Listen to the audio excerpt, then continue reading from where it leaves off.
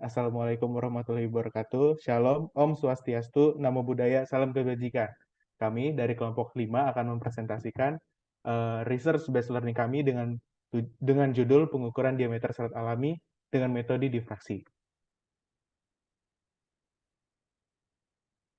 Kami beranggotakan 8 orang. Yang pertama ada Kevin Abednego Jawa, Hifzah Fahrul Hidayatullah, Priyo Bahari Junior, Nanan Zaid Ibrahim, Maradut Raja Tuha Monangan, Joswali Raja Guguk, Rian Rivaldi, Marul Purta Punawan. Nah, selain itu kami memiliki dua tujuan dalam percobaan ini. Yang pertama adalah menentukan diameter dari serat alami dengan menggunakan teknik pengukuran optik, yaitu metode difraksi yang kami pelajari pada mata kuliah fisika dasar. Dan yang kedua adalah melakukan setup alat eksperimen untuk menentukan fenomena difraksi dalam menganalisis diameter berbagai serat alami. Selanjutnya ada teori dasar. Teori dasar pertama adalah mengenai pengertian tentang difraksi. Difraksi sendiri adalah pembelokan arah sinar ketika melalui celah atau penghalang sempit. Metode difraksi menggunakan pengukuran tidak langsung dengan memanfaatkan berkas cahaya. Jika gelombang cahaya tunggal dijatuhkan pada permukaan yang halus seperti pada rambut atau serat alami, maka gelombang akan mengalami difraksi oleh efek permukaan rambut atau serat pada samping kiri dan kanannya. Cahaya akan mengalami lenturan yang oleh Huygens dianggap sebagai kehadiran dua sumber baru pada sisi samping kiri dan kanan rambut, sehingga superposisi gelombang yang berasal dari kedua sisi dapat menghasilkan pola terang gelap pada layar. Pola gelap menunjukkan superposisi gelombang yang distraktif, sedangkan pola terang menunjukkan superposisi gelombang yang bersifat konstruktif. Serat alami merupakan suatu jenis bahan berupa potongan-potongan komponen yang membentuk jaringan memanjang yang utuh. Syarat agar suatu bahan dapat dikatakan serat adalah serat harus kuat, tahan lama, bentuknya tetap atau tidak susut, dan permukaan yang halus atau bertekstur sesuai persyaratan produk. Contoh serat alam dari tumbuhan adalah daun pisang, kelapa, jagung, dan lain-lainnya.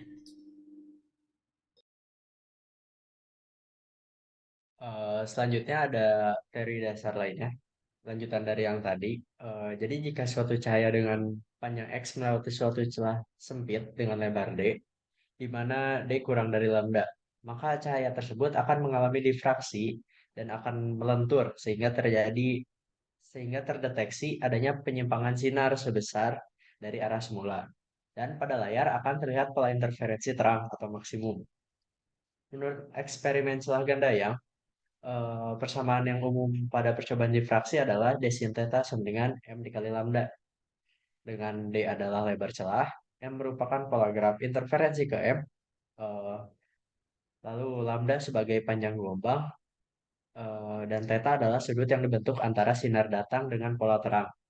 Jika jarak celah ke layar L lebih besar dari jarak dua pola gelap berdekatan Y, maka sin theta akan sama seperti tan theta atau sebesar Y dikali lambda dibagi L. Sehingga dengan persamaan 1 dan 2 dapat diubah menjadi persamaan D dikali Y dikali L sama dengan M kali lambda. Untuk contoh gambarnya bisa dilihat yang di paling bawah.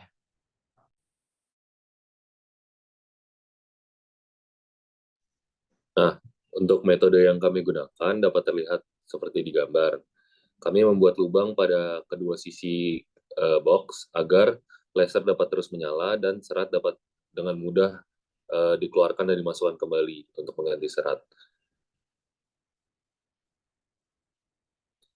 Di sini ada alat-alat dan bahan yang kami gunakan. Dengan total harga yang kami keluarkan adalah 28.500 dikarenakan mayoritas barang yang diperlukan sudah milik pribadi.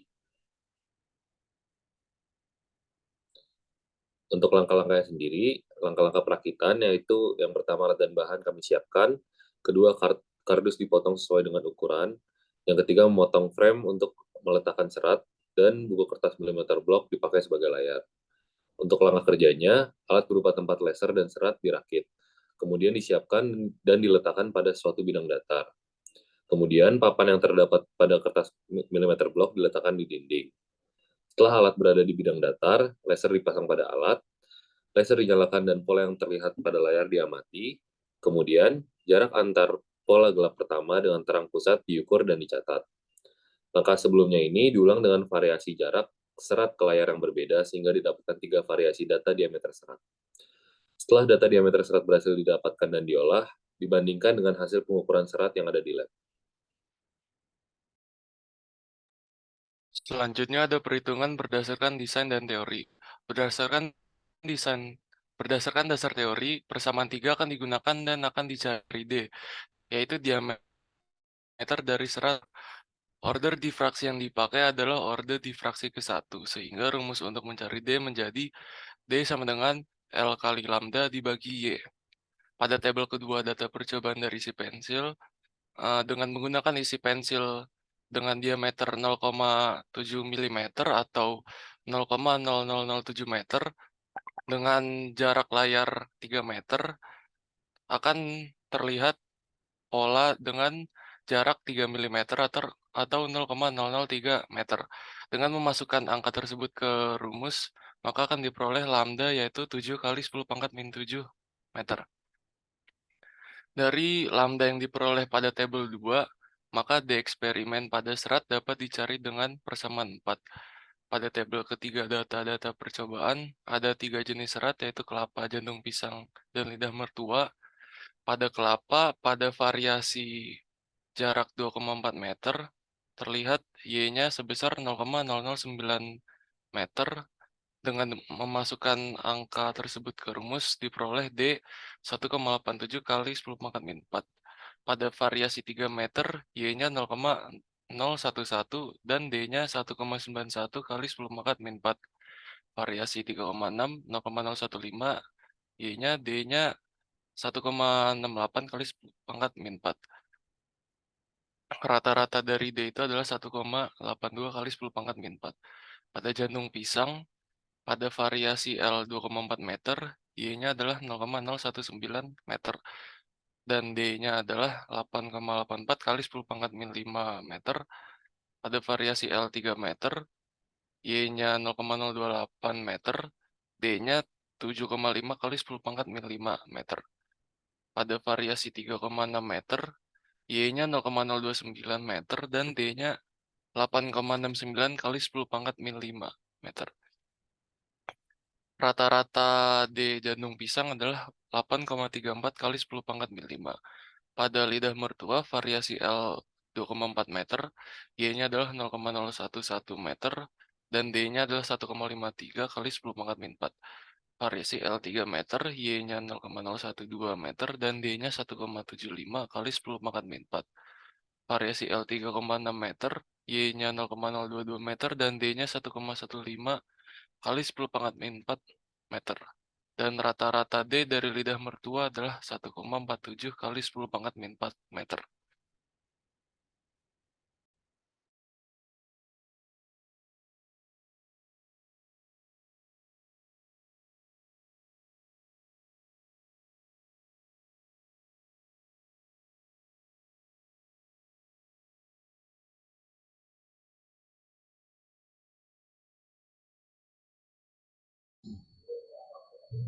Baik, saya akan lanjutkan. Untuk data pengolahan yang kedua, dari perhitungan berdasarkan dasar dan teori, diperoleh diameter rata-rata. Kemudian dari diameter rata-rata tersebut akan dicari galat dari eksperimennya dengan cara membandingkannya dengan referensi yang diukur di lab. Diperoleh angka sebagai berikut. Dengan galat pada serat kelapa 7,8%, jantung pisang 9,26%, dan 10,36% pada lidah mertua. Secara teori, bertambahnya jarak layar pada terhadap serat L tidak akan mempengaruhi nilai diameter D. Serat alami yang akan dicari karena serat yang dipakai itu tetap, jadi tidak akan berubah diameternya.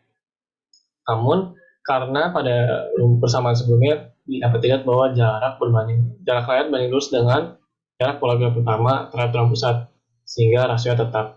Jika panjang gelombang cahaya dan rasio jarak layar terhadap jarak pola gelap pertama itu konstan, maka diameter seratnya juga akan konstan secara perumusan pada persamaan sebelumnya.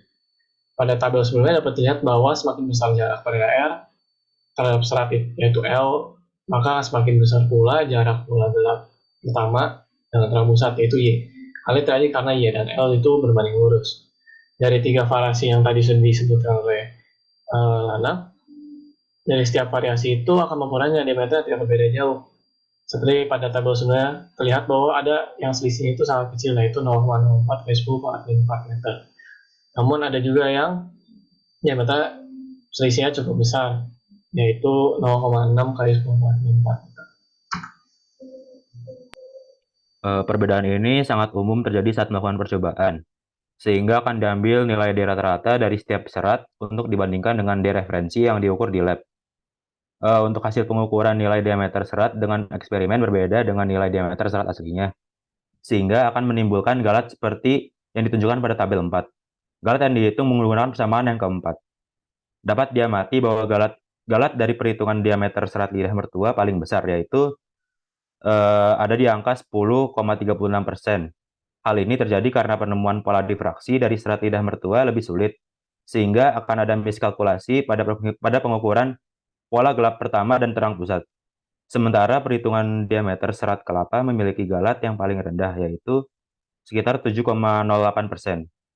Hal ini terjadi karena penemuan pola difraksi lebih mudah, sehingga pengukuran jarak pola gelap pertama dengan terang pusat akan menghasilkan miskalkulasi yang kecil.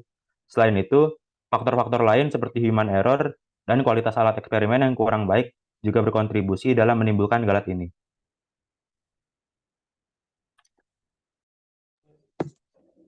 Oke, sekarang saya lanjutin ke bagian kesimpulan. Nah, dari semua hasil percobaan yang telah kami laksanakan, kita tahu bahwa diameter serat berhasil ditentukan dengan metode difraksi, sehingga diperoleh besar diameter serat kelapa yaitu 1,82 kali 10 pangkat min 4 meter, untuk diameter serat jantung pisang 8,34 kali 10 pangkat min 5 meter, dan diameter serat lidah mertua 1,47 kali 10 pangkat min 4 meter. Untuk kesimpulan yang kedua, setup alat eksperimen fenomena difraksi serta analisis diameter berbagai serat alami berdasarkan flow difraksi yang muncul pada air berhasil kita lakukan. Nah, berikut ini lampiran-lampiran atau dokumentasi saat kami pengerjaannya, ya dimulai dari yang diskusi pertama. Terus juga ada foto alatnya, alat untuk mengukurnya, dan saat pengambilan data juga ada.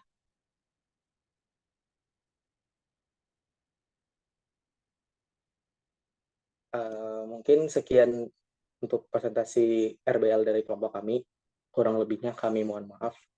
Terima kasih. Sebelumnya akan di-share dulu video saat melakukan percobaannya.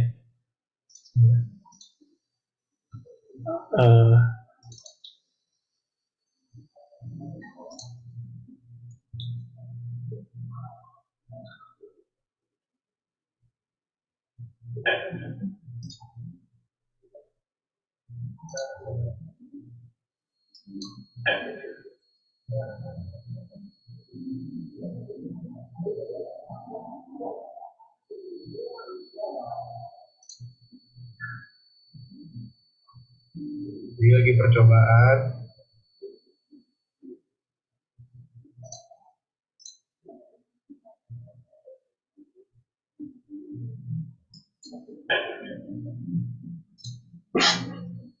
Lagi percobaan.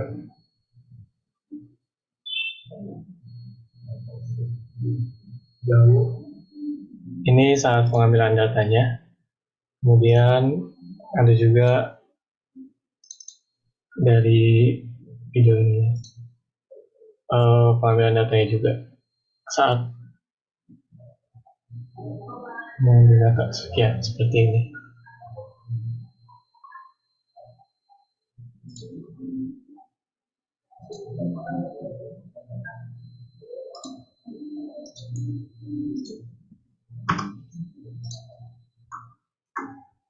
Sekian untuk presentasi kami. Terima kasih.